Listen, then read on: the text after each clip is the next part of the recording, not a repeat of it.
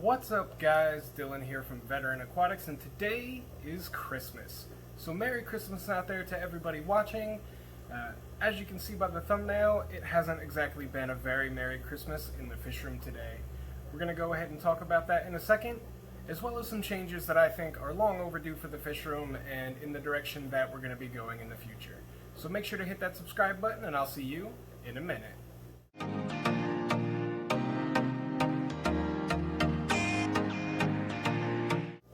Alright, so if you watched my last video, you'll know that it got introduced into my fish room into a couple of the tanks. I rehomed some fish, and unfortunately, due to the stress of moving, they got ick, and it's spread pretty rapidly through a couple of my tanks, including my 125.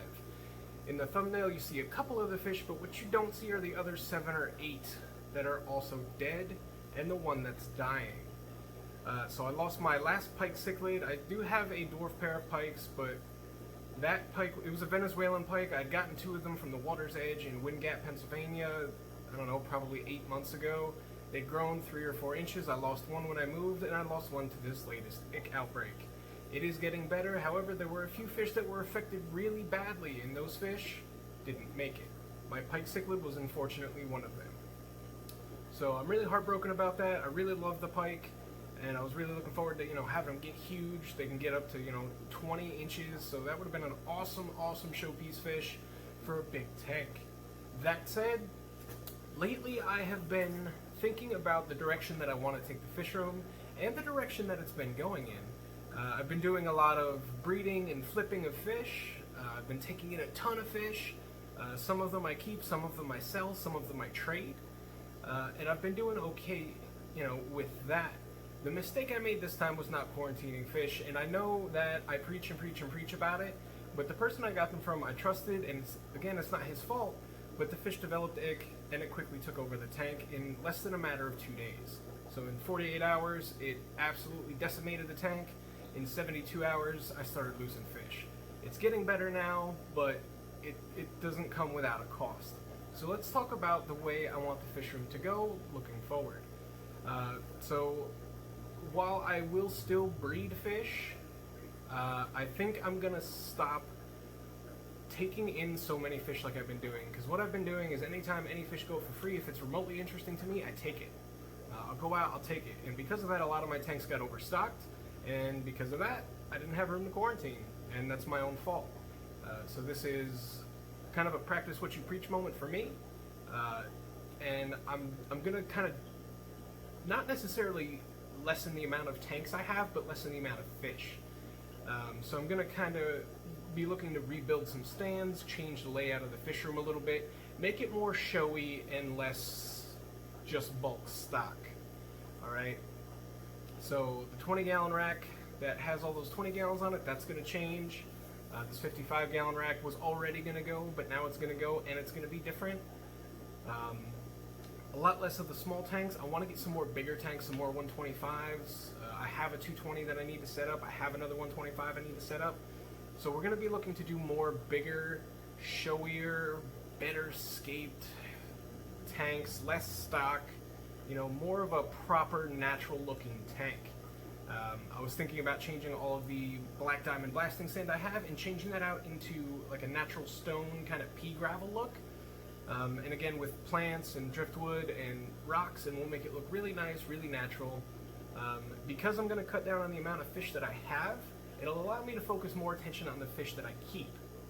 So I posted a bunch of stuff up for sale on Band.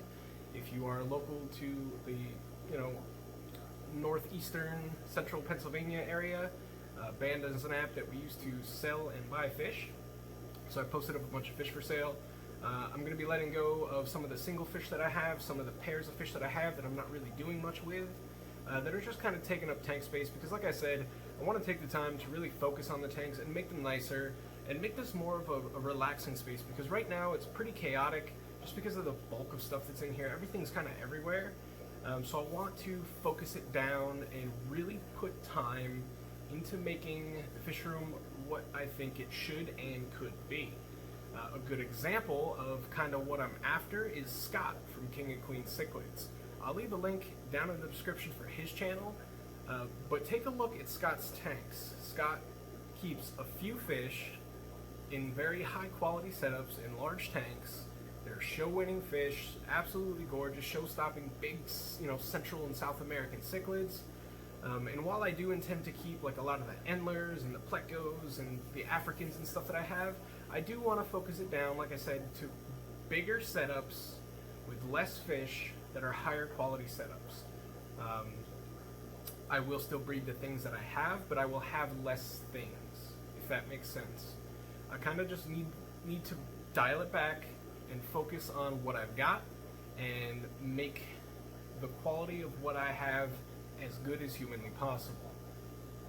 That said, there are going to be other fish that I'm looking for once I get a couple more of these big tanks in. I want to get a trimac. Scott, I'm coming for you with a trimac. I want to get some Cuban cichlids, love them. Hopefully Scott's got some fry. Red terrors. I love my big Central and South American cichlids, and I really want to get a couple of pike cichlids. So that said, I'm going to need a lot of big tanks. So I'm going to be looking to switch around what I have and get some bigger tanks in here, some more big tanks in here. And like I said, kind of just focus on doing what looks great while still breeding, while still selling, but kind of focus down to less stuff. So that's the plan. That's what we're going to do going forward. It's going to take time. This is going to be a slow process. As was building this fish room, it was a slow process. But I want to make it nice. I want to make it a space where I can come in here and sit down and relax and just kind of enjoy the fruits of my labor. Enjoy the nice aquascapes. Enjoy the planted tanks. Enjoy the fish really, having the space that they need to really show their personality. Because when you overstock tanks, and in some species it's required, like African cichlids. If you have 3 big male African cichlids in a 125, they're probably going to beat one another to death. That's why everybody overstocks their peacock cichlid tanks. But with the big Central and South American cichlids, you really want to stick to a single fish or a pair in these big tanks. And I have some that are growing out. Like I have some viejas, some black belt cichlids that are growing out, and they'll get huge. Like a black belt cichlid could be an easy 22, 23 inches, like a big, solid, chunky male. And I've got 4 or 5 of them. I've got some red devils in that tank. And, I've got the red Texas. I've got Fluffy. He's got his own tank he's set, but I have another green Texas as well that's growing out.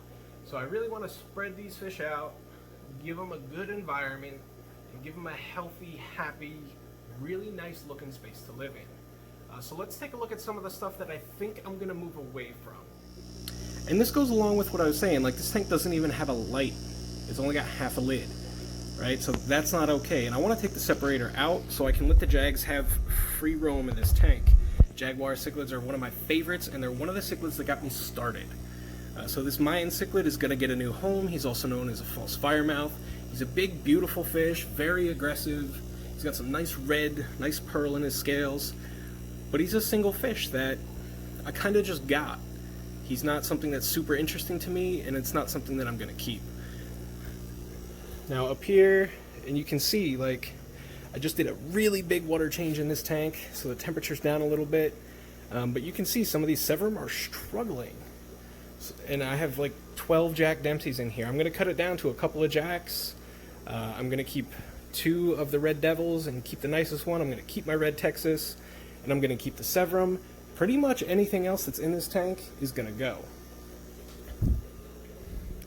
I have all of these 20 longs. These I'm going to use for Epistos. So these are I'm going to keep, and I'm keeping the Epistos. I'm going to keep the entire 55-gallon rack of Africans, and maybe even cut that down substantially because I have even more.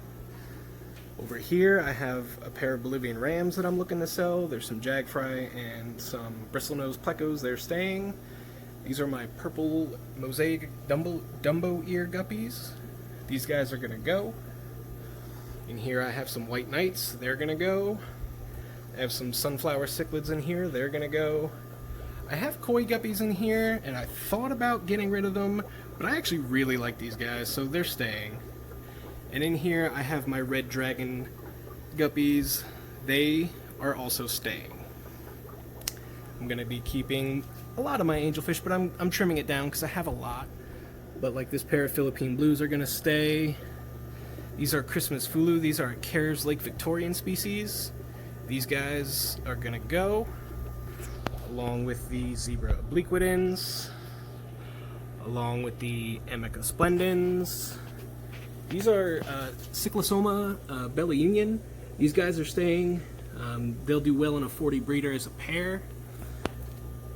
I have to keep the Oscar because it's kind of my wife's, and you can't really see him in there, but there is a green Texas cichlid in there. There are Staic Endlers, they're staying. There are red chili Endlers, they're going. And there are red grass guppies, undecided as of yet.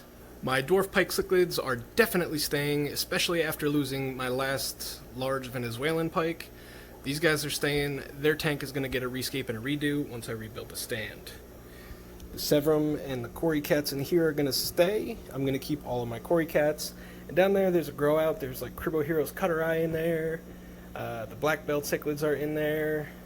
Oh man, there's like 6 different kinds of little fish in here. There's a couple of small green Severum. And I don't really show this tank because it's pretty dirty because I feed a lot in this tank. There's some Geophagus brasiliensis in here as well. So these guys I'm going to keep, I'm going to grow out, and I want to have a really nice Geophagus and Severum setup. So we'll do that in one of the 125s. So that's the plan going forward. Unfortunately, it's going to be a slow to implement plan because 1, I have to make room. 2, I have to build stands, get tanks, sell tanks. So there's going to be a lot of work that goes into this.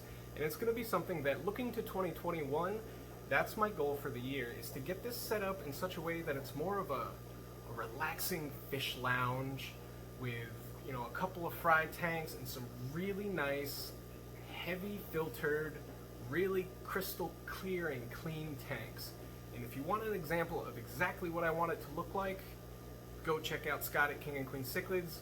His fish room is absolutely amazing if you've ever been in it, to see how like beautiful and well kept his tanks are, how nice everything is set up, and his fish are big and colorful and happy, and that's exactly what I want. So again, getting away from the bulk fish keeping for profit and moving more towards the amazing planted, aquascaped, everything is beautiful setup. So that's going to cost money and that's going to cost a lot of time, but I think I can do it. I think I have the right idea this time. So that's really what I'm looking to do. I know a lot of YouTubers won't tell you up front what their plans are. The King of DIY is kind of famous for that, except every time he does something, it's huge and it's boisterous and it's a big change. So it kind of like his gallery combined with Scott's is what I'm going after. So that's all I got, guys. Joey, if you see this, I love your fish gallery, bro. It looks awesome. Scott, I know you're gonna see this. Emulation. I'm gonna emulate it. That's it for today, guys. Thank you so much for watching. I really hope everyone had a really Merry Christmas, and going forward, have a safe and happy New Year. Have fun. Don't let 2020 beat you down like it has. And going into 2021, look for a bigger and better year all around. Thank you so much for watching, and as always, I will see you next time.